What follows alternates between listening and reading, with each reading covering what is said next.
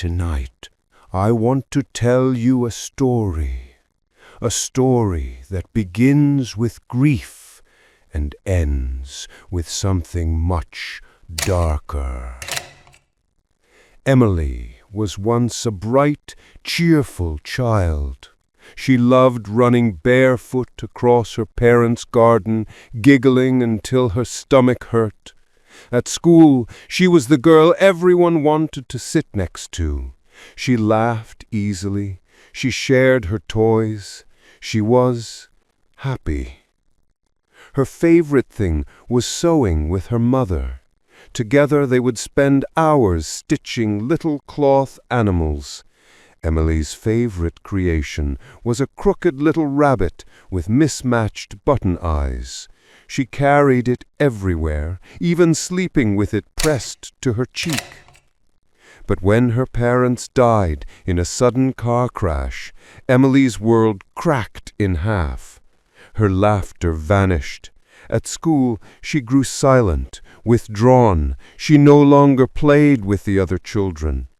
When her teacher once told the class, "God brings only goodness into this world," Emily snapped for the first time. "That's a lie!" she screamed, her small fists trembling. "If God is good, then why did He take my mom and dad away?" The classroom fell silent. The teacher tried to soothe her, but Emily stormed out, clutching her little rabbit so tightly its seams tore. After the tragedy, she was taken in by her aunt and uncle, Mr. and Mrs. Johnson. But Mrs. Johnson never loved the child. From the first day, she demanded obedience. She demanded to be called Mom, and every mistake, no matter how small, was punished. Sometimes with harsh words, sometimes with hunger, sometimes with the darkness of the closet, sometimes with pain. One evening, in a fit of rage, Mrs. Johnson snatched Emily's rabbit from her hands. "This filthy rag is going in the trash! You're too old for toys!" "No, please!" Emily cried, reaching desperately. "My mom helped me make him!" The woman flung the rabbit into the garbage bin. "Forget her! I'm your mother now! You'll learn!" That night, muffled sobs echoed from Emily's bedroom until dawn.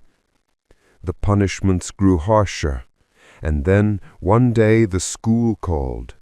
Emily hadn't shown up in over a week. "That can't be," Mrs. Johnson barked. "I walk her to the school gates every morning."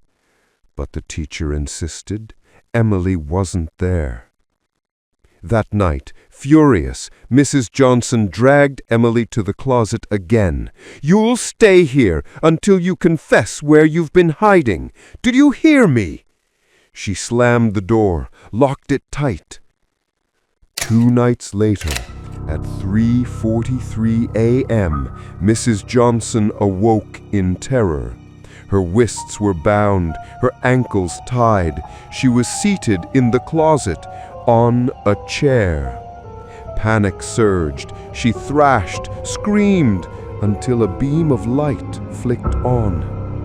Emily stood before her, holding a small flashlight. A twisted smile spread across her pale face. "Well, well, look at you now. Isn't this funny? You're such a scatterbrain." "Emily, what are you doing? Untie me at once." Emily tilted her head. "Oh, no, no, no. You always wanted to be my mommy. So now I'll treat you like my child." She held up 2 objects, a half-rotten apple and a pair of rusty garden shears. "Here, sweetie," Emily cooed mockingly.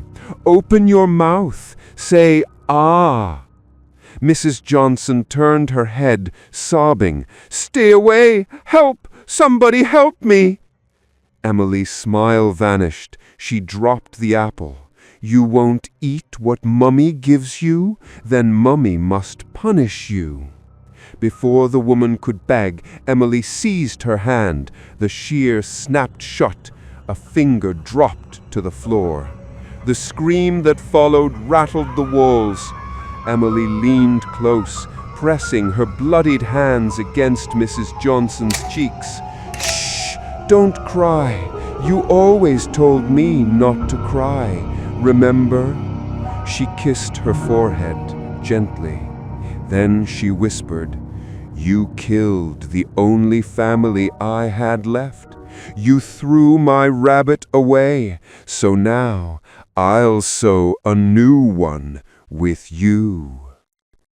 When Mr. Johnson burst into the closet minutes later, his wife was alone, tied to the chair. Her hands were shredded, her face bruised, her finger missing. She was sobbing, rocking back and forth. And in her lap sat the crooked little rabbit, perfectly stitched, freshly mended. The next day, Mr. Johnson came to visit his wife, whom he had taken to the hospital the night before. The doctor later asked Mr. Johnson, "Tell me, who fixed this toy? It looks like it was sewn just hours ago." Mr. Johnson's face went pale. "That's impossible. Emily's been dead for years." From that night on, Mrs. Johnson never slept again. She clutched the rabbit day and night, whispering to it in the dark, "Emily, Emily." And sometimes, if you listen closely in that house, you can still hear the sound of tiny scissors snipping thread in the night.